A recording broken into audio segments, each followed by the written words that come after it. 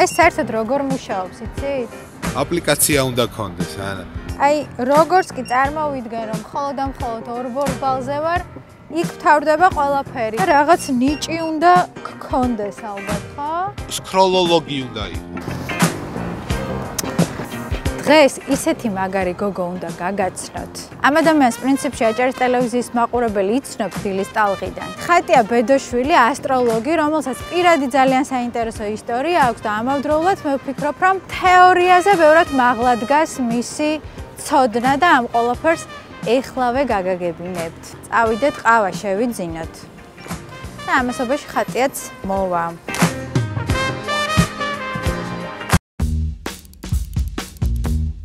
შეგვიძლია რა დავიწყოთ? პირველ რიგში მინდა ვთქვა, რომ ხატია შენ ხარ ჩემთვის აღმოჩენა. ყოველნაირი რაღაც მოკიბული საუბრის გარეშე, აი მართლა შენ ხარ ადამიანი, რომელმაც ძალიან ფუნდამენტური რაღაცები შეცვალა ჩემს ცხოვრებაში და ისეთი მადლიერი ვარ შენი, რომ მეტი არ შეიძლება და ხარ მინდა ბევრი საუბარი ამ ყველაფერზე, უბრალოდ მადლობა შენ ყველაფერს. ერთი რამ რო ახსენო, ანა მე მაგალითად. როგორ? ერთი რამ რო ახსენო, რა მო. ერთი რამ ესე კონკრეტულად აი ძირეული ფუნდამენტური რაღაცები, რაც ჩემში გადაილახა და რაც ჩემში ცნობიერებაში შეიცვალა, ხატია მიმიყვანა იქამდე რა. ბათუმში ხარ ხშირად და პრინციპში გაგიცანი იმ პირობებში, როცა შენზე მითხრეს, რომ ერთი კაი ასტროლოგია ბათუმში ჩამოსული გადმოვიდა საცხოვრებლად და მოვიყვანოთ ეთერში. ესე გავიცანი ხატია. ესე დაიწყო ჩემი ტრანსფორმაციების კასკადი. ასევე ჩემი ანა. ხო და როგორ აღმოჩნდი ბათუმში? ჯერ მოგვიყევი ეს ამბავი. ბათუმში სამსახურიდან გამომდინარე აღმოჩნდი, ანუ მე უღლის სამსახურიდან გამომდინარე და ვცხოვრობდით აქ დროებით. ანუ ეს მივლინებასავით, ესე ვთქვათ, ესეთ სამუშაო იყო და სხვათა შორის შენ როცა აღმომაჩინე, ანა, მაშინ მქონდა ყველაზე ისეთი პერიოდი ჩემს ცხოვრებაში გარდამტეხი, ანუ ძალიან რთული პერიოდი მქონდა. ურთულეს პერიოდს გავდიოდი ნამდვილად. წერდი სადიპლომოს, ვებრძოდი ძალიან სერიოზულ ჯანმრთელობის პრობლემას და სხვათა შორის ანუ მხოლოდ შენთვის არა, ანუ ზოგადად ყოველთვის კომუნიკაცია ორმხრივია, როცა ერთი ადამიანი გრძნობს რაღაცას, მეორეც იგივეს განიცდის, ხო? ანუ აქ ხდება გაცვლა. აქედან გამომდინარე, ანუ ჩემ შემთხვევაში თქვენს ანუ ჩემში სერიოზული ტრანსფორმაცია მოახდინეთ, დამეხმარეთ ძალიან, რომ აი ეს ყველაფერი გადამატანინეთ ყურადღება. დილის ტალღა მოდუნების საშუალება არ მომცა და ძალიან დიდი მადლობა თქვენ ამისთვის. აი ხა ვიცი რომ დიდად სასიამოვნო არ არის ამ ჯანმრთელობაზე საუბარი, მაგრამ მე მგონია უნდა მოვყვეთ მაყურებლისთვის, იმიტომ რომ ვიღაცისთვის მაგალითი და мотиваცია იქნება. ნამდვილად, მთელი ამ დროის მანძილზე ანუ მიჭირდა ამაზე საუბარი და ზოგადად არ მიყვარს ჩემი რაღაცა პრობლემების გაჟღერება. საზოგადოების ან სხვა ადამიანების ჩარევა, ანუ ვინც მიცნობს, ეს თვისება მაქვს, არ ვიცი რამდენად კარგია თუ ცუდია. სულ პოზიტივში ხარ, სულ ბედნიერი ხარ. ესე ჯობია კი. დავამარცხე კერდის აუთისებიანი სიმსივნე, რომელიც იყო, ანუ ჩემთვის საკმაოდ რთული გამოწვევა ცხოვრებაში. ისეთ პერიოდში დაემთხვა ეს, როდესაც ისედაც ჩემი ძირეული ტრანსფორმაცია ხდებოდა, ანუ სადიპლომოს წერდი, ასტროლოგიურ სადიპლომოს წერდი და მომენტში ვაცნობიერებდი, რომ ეს იყო, ესე ვთქვათ, ერთგვარი გამოცდა, იმიტომ რომ ჩვენ ყველას გვებრძვის რაღაცა, რომ გადაგვაგდოს იმ გზიდან, რა გზით სიარულით ჩვენ გვევალება რეალურად ცხოვრებაში. თავარი არის მოთმინება და ამას იმიტომ ამბობ, რომ იმ ქალბატონებს ვეტყოდი, ვისაც ახლა მსგავსი პრობლემა აქვს, ეს დამარცხებადი არის. პირველ რიგში ეს სადაც გვიტევს, ეს არის ჩვენი ფსიქოლოგია, ანუ ფსიქოლოგიურად გვიტევს. არ უნდა დაგაგდოს ფსიქოლოგიურად. ვაგდებს ფსიქოლოგიურად და აქედან გამომდინარე ჩვენ თუ ფსიქოლოგიურად ვიქნებით მაგრად და მივუდგებით რაციონალურად, რომ ამის შემდეგ ეს უნდა გავაკეთო დანიშნულება. ეს არის ექიმი ამას მეუბნება და უბრალოდ გები და როგორც სამსახურში დადიხარ, ისე აკეთებ აი ამ პროცედურებს მთლიანად, უვლი თავს, ხარ პოზიტიურად, გახსოვს რომ ხარ ძლიერი და აი მანდ უკვე ყველაფერი მთავრდება უკვე. თუმცა შენ ამ ყველაფრის დაძლევაში ასევე შენი საქმე, ასტროლოგია დაგეხმარა, ხო? დაინახე შენ, როგორც მახსოვს ასე მართლა? დიახ, წინასწარ ვიცოდი 1 წლით ადრე. სამწუხაროდ ასტროლოგია არის მეცნიერება, რომელიც ხანდახან მწარე რეალობას გვაჩეხებს და ეს რეალობა უნდა მიიღო. ანუ მზად იყავი შენ? არ ვიცი რამდენად მზად ვიყავი, იმიტომ რომ მთელი წელი ნერვიულობდი, სხვადასხვა ფული მქონდა შეგროვებული ამისთვის. ვაუ! რომ ჯანმრთელობაზე დამარტყავ და ვიცოდი. ნუ საბოლოო ჯამში აღმოჩნდა, რომ ალბათ ჩემი საყვარელი ადამიანების ოჯახის გვერდში დგომით, მეგობრების, თქვენი გვერდში დგომით, ანუ საბოლოო ჯამში გადალახვადი და გადავიტან. თავარი არის, რომ სასოწარკვეთაში არ ჩავარდეთ და ამას სხვათა შორის გვეუბნება ჩვენი რელიგიაც, რომ სასოწარკვეთაში არ უნდა ჩავარდეთ. სხვათა შორის მაშინაც ამაზე როცა მკურნალო, დიდი მარხვის პერიოდი იყო, მე აღდგომაც იყო და ანუ აი აღდგომაზე ცეცხლის გადმოსვლა რო დაიწყო, ანუ მაშინ ჩემში რაღაცა მოხდა. რაღაცნაირად თითქოს ნიშანი იყო ჩემთვის ეს, რომ ანუ მეც გავიმარჯვებდი ამაზე. ხარდაჭერას გრძნობდი. ხარდაჭერაც იყო, ანუ გრძნობდი, რომ რაღაც მარტო არ ვიყავი. ხო. და აღარ მეშინოდა რა მე. ეხლა უფრო ემოციურად ვიხსენებ ამ ამბავს, მაგრამ იმ მომენტში არანაირი ემოცია არ მქონდა. რაციონალურად ცივი გონებით ვუდგებოდი. კრიზისის დროს ემოცია ნაკლებად გაქვს. ემოცია ნაკლებად გაქვს, იმიტომ რომ მობილიზება. ხო, აი მობილიზება რა, ან მობილიზებული გავხდი უფრო და მე ვამბობდი ხოლმე რომ აი რომ დავასრულებ მეთქი ყველაფერს თქოს, უნდა დავშე და კარგად ვიტირო თქო.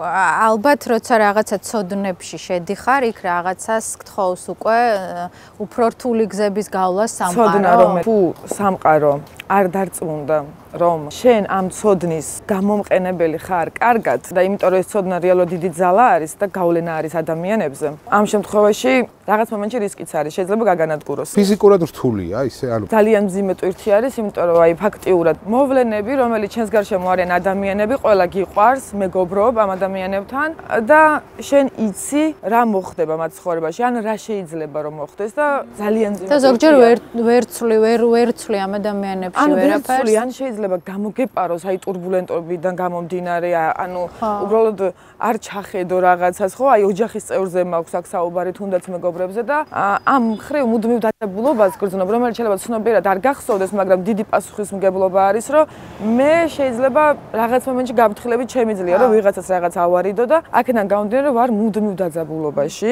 ამავდროულად ვიცი მწარე რეალობა, ანუ ვარდისფერი სათვალე მთლიანად მომხსნა ასტროლოგიამ. იცი რა მომწონს ყველაზე მეტად შენში, შენს კოლეგებთან არანაირი პრეტენზია არ მაქვს, პირიქით ძალიან ბევრს პატივს ვცემ, მაგრამ აი შენ გამოგარჩევ, იმიტომ რომ უბრალოდ თეორეტიკოსი კი არ ხარ. რაღაცა საოცარი გენიალური ანალიზის უნარი გაქვს. მე ლაპარაკობდი და მე გადის პერიოდი, ვაუ, ხატიამ ხო ეს მითხრა, მერე იხსნება. ამ ნიჭს სჭირდება გაფრთხილება და ალბათ სწორედ აი ეს კრიზისული პერიოდიც ამის დასტური იყო.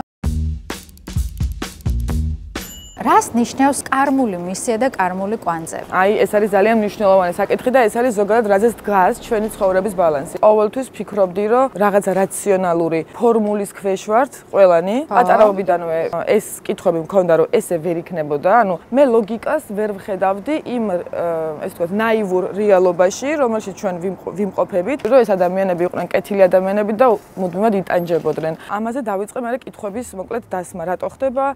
აბა ღმერთის ჯი ღმერთი თუ კეთილია რატო სჯის და ასე შემდეგ. ანუ რეალურად სერიოზულ ჩაკეტილობაში ვიყავი მე დიდი ხნის მანძილზე 27 წლამდე. აბსოლუტურად უპასუხო კითხვები მქონდა. ვერ ვიგებდი, ანუ საერთოდ აქ რა ხდებოდა. მქონდა ზუსტად რომ გადამეწურა ამაზე პასუხის გაცემის იმედი, მოვიდა ასტროლოგია და მოვიდა კარმული ასტროლოგია. რომელი ასტროლოგიის სწავლის შემდეგაც მე დამემართა დეპრესია. ჩემს ოჯახის წევრებს კარგად ახსოვთ ამ ლექციები რომ დამიმთავრდა კარმული ასტროლოგიის. შევედი ოთახში, დავწექი, ესე მოვიკუნტე და ყველაფერმა ჩემთვის დაკარგა აზრი. მე ამომიტრიალა კარმულმა ასტროლოგიამ აბსოლუტურად ყველაფერი. მან დევს ყველა პასუხი, რატომ ხდება კონკრეტული ინდივიდის ცხოვრებაში, რაც ხდება. ჩვენ ბევრჯერ მოვდივართ დედამიწაზე და ყველა ადამიანი მოვდივართ კონკრეტული დისბალანსით. დედამიწა არის ესე ვთქვათ ერთგვარი გამოსასწორებელი კოლონია სულების, რომელიც გვასწორებინებს აი ამ ბალანსებს და ადამიანი თუ ბალანსს არ ასწორებს და იმ გზით არ მიდის, ანუ პირობითად რომ ვთქვათ, ჩვენ რო გავიღვიძებთ ხვალ შენ ისევ ანახარ და იგივე ღირებულებები გაქვს და იგივე რაღაცის კეთებას იწყებ, მე ისევ ხატია ვარ. წინა ცხოვრების გამოცდილებით ხელმძღვანელი. კი ბატონო, უბრალოდ მეხსიერება არა გვაქვს, თორე იგივეები ვართ, რაც გარდავიცვალეს წინა ცხოვრებაში. მაგრამ ამ ცხოვრების სირთულე მდგომარეობს იმაში, რომ შენ იცი რა არის, აი ახლა ანა კი არა, ვიღაცა ნათია ცხოვრებით უნდა იცხოვრო. და შენ გეშინია იმის სახში, შესulis იქ საერთოდ რა ხდება, არ გინდა. მაგრამ მე რო სხვა გზა აღარ დაგვრჩება და მგელი რო გამოგვეკიდება, ესე ვთქვათ, ბჭყალებში, ხო, ეს მგელის გამოკიდება, ეს ჩვენი სირთულეები არის ცხოვრებისეული. შევარდებით ამ კარში თავის გადასარჩენად და მე მივხვდები, რომ იქ თურმე ძალიან მაგარია ცხოვრება და სულ გვაიძულებს სამყარო, რომ შევასრულოთ ჩვენი კარმული მისია, მაგრამ ყოველას გვეშინოდა. ანუ აი ეს შიშები, რაც არის ჩვენში, უნდა გადავლახოთ, ანუ რეალურად რისიც გვეშინია, იქ დევს ზუსტად ჩვენი წარმატება, ესაც არის, ანუ არა თეორია, არამედ ჩემს მიერ გატესტილი ძალიან ბევრ ადამიანზე, ესე ვთქვათ, მოცემულობა, მაგრამ თუ ადამიანი თვითონ მიდის იმ დანიშნულებისკენ, იმ ბალანსის გასწორებისკენ, რომელიც მას აქვს, ან ადამიანი ქვეყანა, ხო, ანუ ამ შემთხვევაში უკვე სამყაროსგან იძულება აღარ არის საჭირო. ამ შემთხვევაში უკვე რთული პერიოდები გადაგვაქვს მარტივად, ხოლო კარგ პერიოდებში მივდივართ მაქსიმალურად წინ. აი კარმული ასტროლოგიის შემდეგ გავიაზრე, რომ ადამიანები, რომლებიც ასრულებენ იმას, რაც ევალებათ, კარგ პერიოდებში მიდიან მაქსიმალურად წინ. აი თქვათ, არ გქონდა სახლი, იყიდე სახლი, ხო, ეს ხო უკვე შენ გაქვს სამუდამოდ რჩება, ხო, შენთან. მაგრამ როცა არ ასრულებს ადამიანი ერთულ პერიოდებში მაქსიმალურად ურტყავს, ანუ 3-4 წელს უკან დაახევს, ხო მატერიალურ კონტექსტში პირადში, ნუ არ აქვს ამას მნიშვნელობა. კარგი პერიოდი მე რომ მოვა რომ გადავა ეს იმას კი ბატონო დაიბრუნებს, მაგრამ ნახეთ რა მოხდა 5 წელი გავიდა და ერთ ადგილზეა ადამიანი გაჩერებული. ერთ წრეზე ტრიალებს. ანუ ხდება აქ ერთ წრეზე ტრიალი, თუ ჩვენ არ ვასრულებთ იმ ჩვენ სულიერ დისბალანსებს და არ ვცდილობთ რომ სულიერად განვითარდეთ და განსაკუთრებით რთული მოცემულობა არის ადამიანების შემთხვევაში, რომლებიც ამბობენ ხოლმე რომ მე ესეთი ვარ და მიმიღეთ როგორიც ვარ. აი ეს არის კატასტროფა.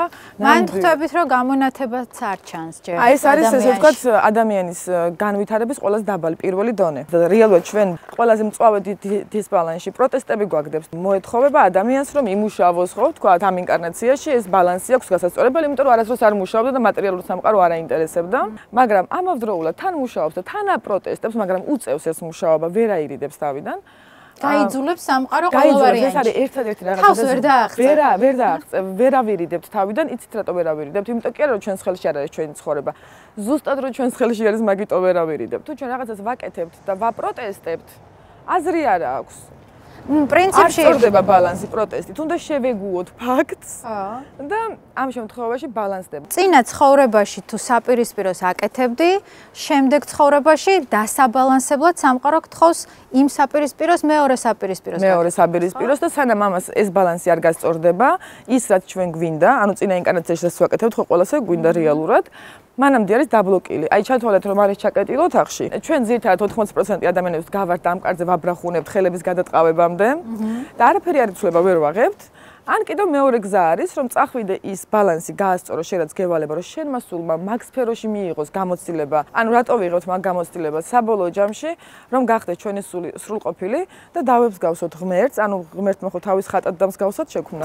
დავემსგავსოთ ღმერთს და აღარ ვინკარნირებთ. ანუ თითქოს სკოლაში ვართ ჩვენ დედამიწაზე და აქედან გამომდინარე ეს გასაღები რომ ავიღოთ, უკვე ბალანსდება და ის რაც მანამდე ჩაკეტილი იყო დისბალანსის გამო სწორდება. და გვეძლება ორივე, ანუ ჰარმონიაში ადამიანი. გამუდმებით ბოლო პერიოდში ეს ეზოთერიკოსები, ასტროლოგები და ადამიანები, რომლებიც სხვადასხვა ცოდნებში არიან, ძალიან ბევრს საუბრობენ ამ ახალ ეტაპზე, სამყაროს ახალ ეპოქაზე გადასვლას. ახსენებენ ხშირად და მოდი ავხსნათ, რა იგულისხმება აი ამ ახალ ეპოქაში. მერწყულის ეპოქა, ანუ ეს არის უმაღლესი კოსმიური გონი, ინტელექტის ხანა. მერწყული როგორი ნიშანია? ეს არის ჰაერის ნიშანი და უჭირავს სამკაპი, ხო და წყალს ღვრის კოკიდან. ჰაერი და წყალი სიმბოლურად, სტიქიურად, ეს არის წყალი არის ეს ჩვენი სული, სულიერი მხარე ფილოსოფია, გააზრება, გაცნობიერება, სიყვარულის წყალი არის. ჰაერი არის მენტალური ნიშანი, ინტელექტი. ახალ ეპოქაში ადამიანებს თუ გვინდა რომ შევიდეთ ჰარმონიულად, უნდა მივიღოთ რაღაცა პასუხები იმ კითხვებზე, რომელზეც ჩვენ ადრე გვეუბნებოდნენ, რომ ესია და მორჩა. ჩვენ კითხვები არ დასვა, იწამე. მერწყულის ეპოქაში რატო უნდა იწამო, ეს პასუხები უნდა მოვიდეს ადამიანებთან და უნდა გაერთიანდეს გული და ის თქო სული, ხო რა, ანუ გულით, გონით, სულით უნდა გაერთიანდეს. აუცილებელი არის რომ ვიყოთ ბალანსში. ხატია, შენ ძალიან ხშირად ახსენებ ქრისტიანობას და აი ქრისტიანობის გამოცდის პერიოდიაო ამბობ და რატო მაინც და მაინც ქრისტიანობა და მაგალითად არა მუსულმანობა ან ბუდიზმი, იუდეიზმი ან ნებისმიერი სხვა რელიგია.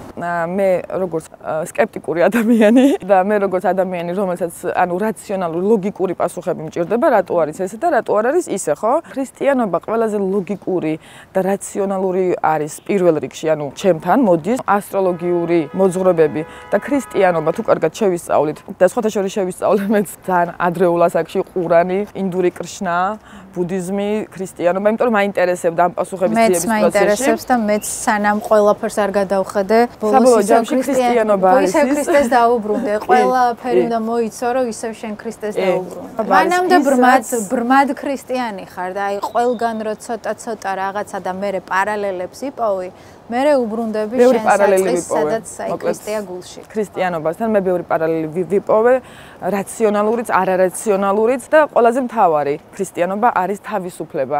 ქრისტიანობა არის ყველაზე მაღალი თვითშეფასება შეუძლია კონდეს ადამიანს თუ ის ქრისტიანია, იმიტომ რომ შენ გეუბნება რომ ღმერთის მსგავსი ხარ, ანუ ადამიანს აღმერთებს. ანუ შენ შეგიძლია რომ ღმერთს დაემსგავსო და თან ამაში თავისუფალი ხარ და თან არ გსჯის და თან არაფერს არ ხოვს და არ ძალადობს შენზე. ანუ თავისუფლებას გაძლევს და ამ თავისუფლებაში უნდა აირჩიოს, ასე ვთქვათ, ანუ სიყვარული, ხო? ასტროლოგიაში აი სწავლის პროცესში, ასტროლოგიაში როცა მასწავლდნენ რაღაცა მეთოდს, ყოველთვის მოქონდათ ჩემთან მაგალითი, რომ აი ქრისტემ ესე თქვა. შენი ერთი დღისთვის მე მოგცემ ერთ წელს. ეს არის ასტროლოგიაში პროგრესია, ერთ-ერთი სახეობა. და მთლიანად ქრისტიანობაზე არის ეს აწყობილი. და ქრისტე თვითონ უდიდესი ასტროლოგი იყო. ყველაფერს თავისი დრო აქვს, არ ვფიქრობ, რომ ეს უნდა გწოდნოდა მაინც და მაინც ადრე, იმიტომ რომ ალბათ ჩვენი სულიერი განვითარების დონე არ იყო ამისთვის მზად. ეხლა მზად არის კაცობრიობა, როგორ ფიქრობ? რადგან ამაზე საუბარი დავიწყეთ, შეიძლება მზად არის, მაგრამ თუ არ არის, ნებისმიერ შემთხვევაში თუ ამის დრო მოვიდა, მოგვიწევს რომ მოვემზადოთ ამისთვის. გვაიძულებს მაინც და შესაბამისად რაც უფრო ადრე დავიწყებთ ამის გაცნობიერებას, ამ კითხვებზე პასუხის ძიებას, მით უკეთესი იქნება ჩვენთვის ნაკლები სირთულეები მოვა, უფრო მარტივად გადავლახავთ, ანუ უფრო ჰარმონიული იქნება ეს პერიოდი და არა მაგალითად სტრესული და იძულებითი. ჩვენ უკვე ხვდებით, რომ ქრისტიანობა გამოიცდება, ყველაზე დიდ სულიერ გამოცდას მიიღებს ქრისტიანი მრევლი, ჩვენი სულიერი ღირებულებები გადაიხედება ეგზისტენციალური თვალსაზრისით და ის სულიერების მხრივ, ვინც ანუ ყველაზე განსაკუთრებულად ქრისტიანებს ელოდება სირთულეები? განსაკუთრებულად ქრისტიანებს ელოდება სირთულეები, იმიტომ რომ როცა ქრისტიანობაზე დგება საქმე და როცა ესეთი დავალება მოდის დროისგან, ამ შემთხვევაში განსაკუთრებით გააქტიურდებიან და აქტიურდებიან ბოროტი ენერგიები და ეს ბოროტი ენერგიები ხო ჩვეულებრივ ადამიანებში გამოიწვევენ ფინანსურ შიშებს. ფინანსური შიშების გამო ვეღარ მოვიცლით სულიერებისთვის, ან გავბოროტებით, ან ვიღაცას ვეჩხუბებით, ან ვიღაცის შეგვშურდება, ხო, აი სხვადასხვა რაღაცა რა, იმიტომ რომ ამ მატერიალურ კონტექსტში იწვევს რაღაცა პროტესტებს. რა ეს არის ერთგვარი ბრძოლა და ყველა ადამიანს უნდა ახსოვდეს, რომ ამ პერიოდში განვითარებული მსგავსი კრიზისები არის ბრძოლა, ну ყოველთვის ბრძოლა არის და ეს იმას არნიშნავს, რომ მხოლოდ წელს უნდა გვახსოვდეს ქრისტიანობა. უნდა ამოვიცნოთ ჩვენი ფიქრები და შემოგდებული ფიქრები. მეც მქონია და ყველა ადამიანს მქონია, რომ აი რაღაცას ფიქრობ, რაც შენი ტიპაჟისთვის დამახასიათებელი არ არის და მანდ დამიჭერია, რომ ეს არ არის ჩემი ფიქრი, ამას მე არ ვიფიქრებ. ანუ მანდ უკვე უნდა მივხვდეთ, გამოვიჭიროთ. ანუ ეგ არ არის საშიში, იმიტომ რომ ჩვენ ბევრად ძლიერები ვართ, თორემ უფრო ძლიერები რო არ ვიყოთ, არ შეგვებრძოლებოდა არაფერი. კიდევ გაიმარჯვებს ქრისტე? რა თქმა უნდა, ყოველთვის. ეს გარდაუვალია, იმიტომ რომ ჭეშმარიტება ერთია, ჭეშმარიტებას არც წამოყენება არ ჭირდება, არც არავის დაცვა არ ჭირდება, ის თავის თავადია და ეს მიდის და ამის მომწრები ვართ მრავალი საუკუნის მანძილზე, მაგრამ 2025-ში კიდევ გავხდებით ამისი მოწმეები.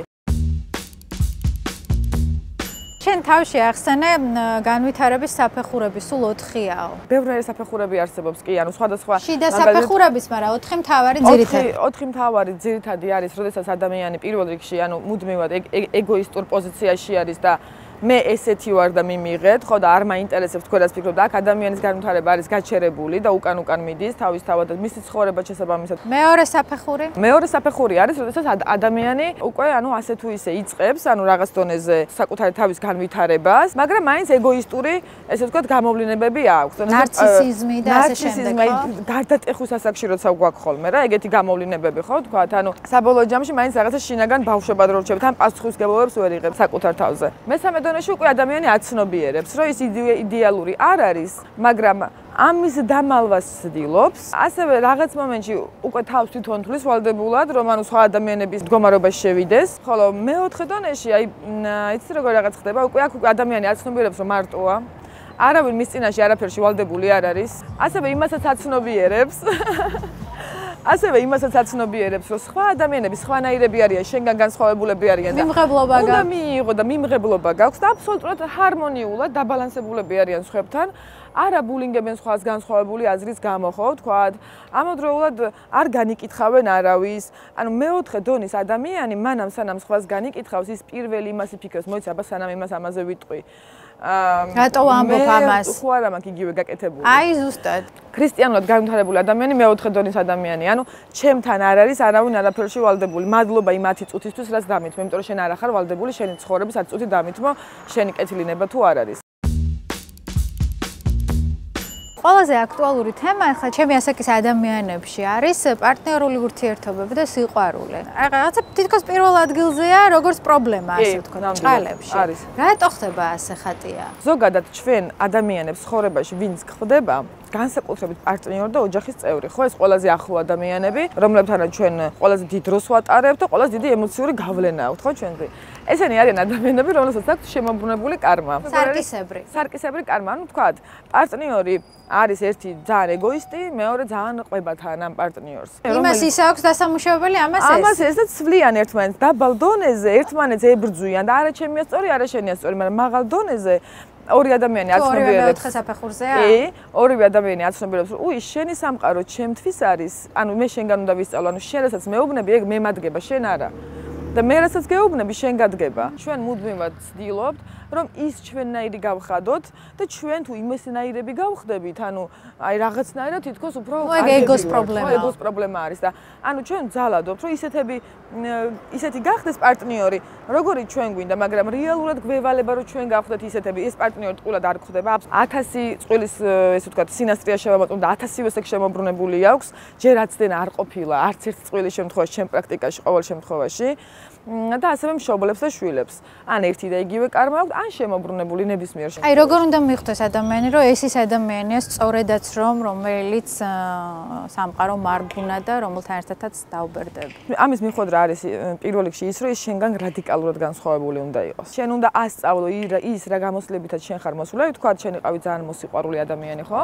და შენ უნდა ესე იგი შენ მას სიყვარული უნდა ასწავლო.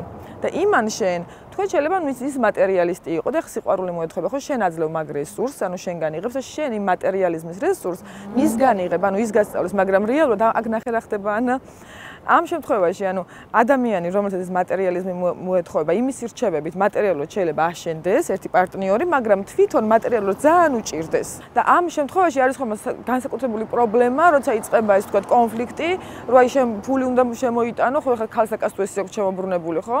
და ქალი უნდა იყოს სახლში, მაგრამ ამ ქალს ევალება, რომ წადი შენ კარიერისტი იყავი, კარიერა ისწავლე, როგორ უნდა გააკეთო, აუწყე ფეხი ამ სამყაროს და ამ კაცს ეუბნება, რომ დაანები ამ ორივეს თუ ერთნაირი მისია აქვს. ორივეს თუ ერთნაირი მისია, ხოლმე ეს უფრო ნაკლებად პრობლემური მდგომარეობა არის.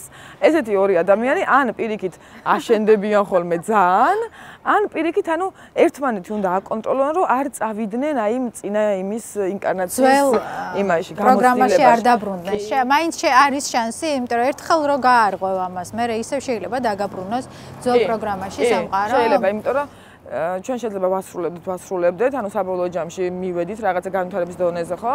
ამ კარმული მისიის შესრულების კონტექსტში და შესაბამისად, როცა ვიწყებთ ცხოვრებას ავტომატზე, ინსტინქტურად, ინერტულად, არ უკვირდებით ჩვენს აქციელებს, ჩვენს გადაწყვეტილებებს, ყოველთვის მანდ ირთვება ის ადამიანი, რომელიც წინა ინკარნაციაში ცხოვრობდა და ავტომატზე თუ ვიწყებთ ცხოვრებას და ჩვენ არ ვართ ფხიზლად რას ვაკეთებთ და რებს ვფიქრობთ, ხო?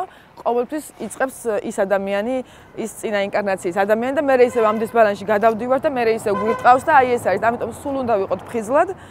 და ეს ყველაფერი არაფერ კავშირში არ არის საერთო მიწიერ ინტერესებთან, ხო? ხო.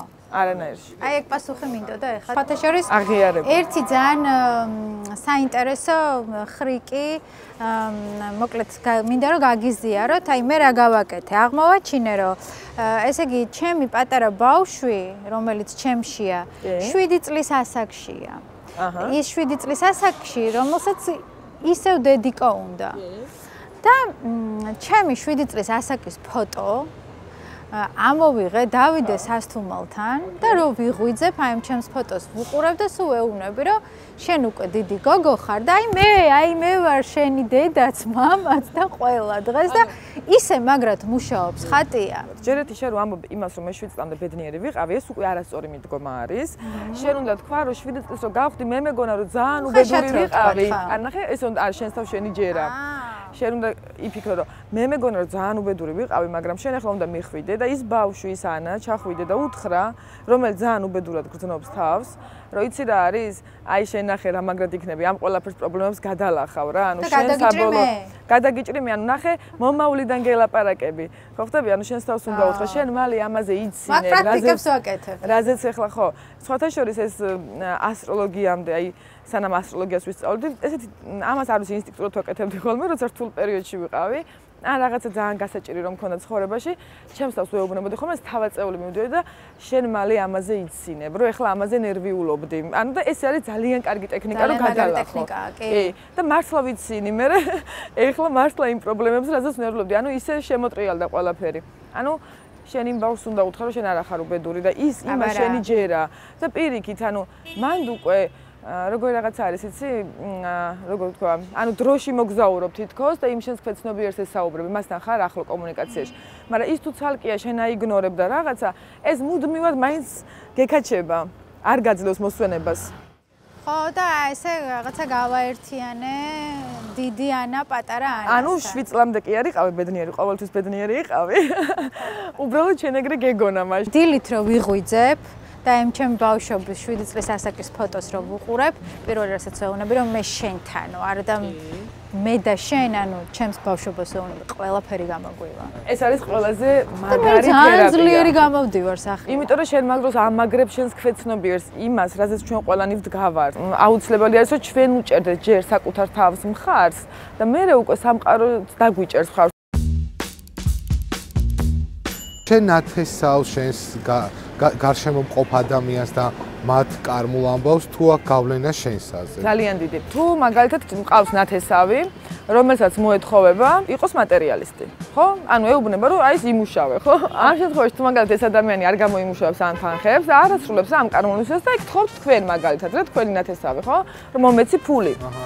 და ოკეი, თქვენ აძლევთ ამ ადამიანს ფულს, ის არ მუშაობს, ამ შემთხვევაში სამყარო და მისი კარმა თქვენ დაგარტყავთ, გაგიქრობთ ფულს, რომ ვეღარ დაეხმარო და იმას მაინც აიძულებს, რომ ის თანხები გამოიმუშავოს. ასტროლოგიაში თუა, როგორც აი ფარველი ანგელოზი ესეთი თუ არის. ყველას გვაქვს ამ თავის სფეროში. ესე ვთქვათ, ყავს ჩვენ ფარველი ანგელოზები და ეს ფარველი ანგელოზებიც და ნეგატიური ანგელოზებიც ჩვენს მიერვე გამომუშავებული ენერგიებია, დამსახურებული კარგიც და ცუდიც. თუ მაგალითად თქვენ იყავით კარგი ექიმი წინა ინკარნაციაში და ბევრი ადამიანი გადაარჩინეთ, თქვენი მფარველი ანგელოზი მედიცინაში და სულ რო ქუჩიდან შეხვიდეთ ექიმთან, ყოველთვის იაფად გამოხვალთ, ან უფასოდ იმკურნებთ, ან ყოველთვის მაგარი პროფესიონალი შეხვდებათ. ეს არის კი მფარველი ანგელოზი და ასტროლოგიაში ამას ვეძახით სელენას თეთრ-მთვარეს აი ჩემს ცხოვრებაში ძირითადად ვინც რაღაცეებში მეხმარება არიან ქალები. მეოთხე სახე კირჩხები, სიმბოლური დედა. ესე კარგი დედა ვიყავი წინა ცხოვრებაში, შეიძლება ესე ითქვას? შენი ქვეცნობიერი ქალურ ენერგიას ითხოვს. ანუ მზრუნველობით, უფრო ნაზ ენერგიებს. ჩემს ირგვლივ რასაც ვაკვირდები, ადამიანები თავს არ გრძნობენ იდეალურად. ვქვათ, რატომ არის ესე და როგორ გავხდეთ უკეთ? რა უნდა გავიაზროთ? მეტი სიყვარული უნდა გავცეთ.